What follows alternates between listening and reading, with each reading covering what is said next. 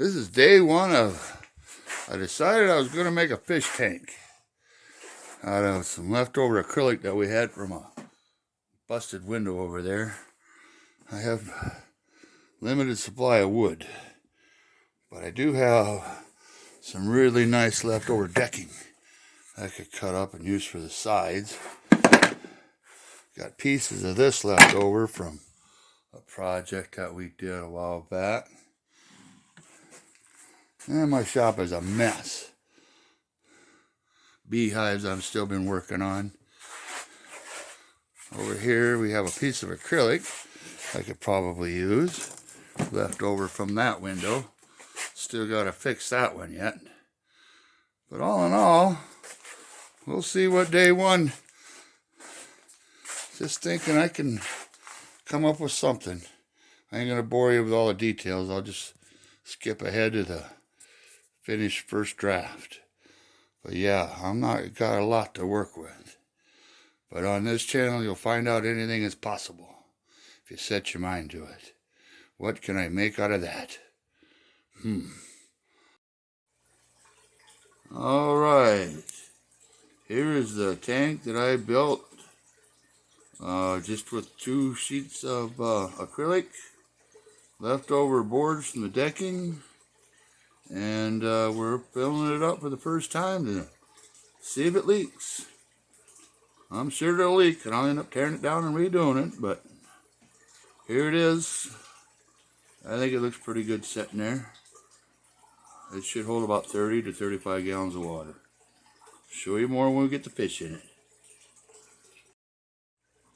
Okay, as predicted, we got her 3/4 full, and we found a leak. I knew we'd have one leak, and the wife found it. It's coming from over here, so now we gotta drain it and re-silicone it again. Updates in the forthcoming. Okay, there's a new fish tank again. While I'm waiting for the glue to dry, I decided to router out little notches for the way the lid's gonna fit. Right now I got it taped on there and drying epoxy over here. Notched it out, drying epoxy. Might go a little deeper yet, but you can take a little more off later if I need be. The light's just setting up there for temporary. It's drying. Got my hose run from the side all the way up to there, which will go into there, and same as that one, which came out of those nano tanks, but just making them more adaptable to a bigger tank. All in all, it's turning out pretty good. 2 more hours, we'll fill it up and see what happens. Back in a few. Okay, this is not the same tank.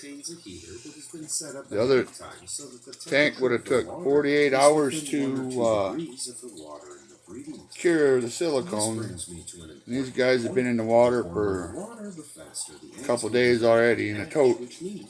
I didn't want to leave them in there anymore because they're my reader bettas and my rosy reds and my little neon and my shrimp.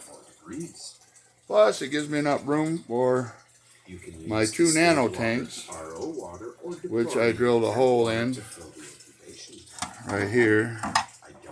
Got rid of this big old box because they take up a lot of space. I made this. Drilled the hole bigger. It's going to come out there and bypass tubes there. Take up a lot less space. I'll just put a sponge filter on the end.